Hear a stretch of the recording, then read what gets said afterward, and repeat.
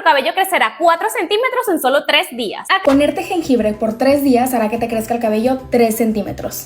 Chicas, dicen que ese tónico Sinceramente no creo que esto sea cierto, pero vamos a probarlo. Obvio, me compré mi mejor jengibre y estuve haciendo el tónico en la casa. Súper fácil de hacer. Lo pelas bien, lo cortas en trocitos y lo pasas por la batidora que te quede bien espeso. Lo pasas por un colador y te lo aplicas. Yo me lo estuve aplicando los 3 días seguidos.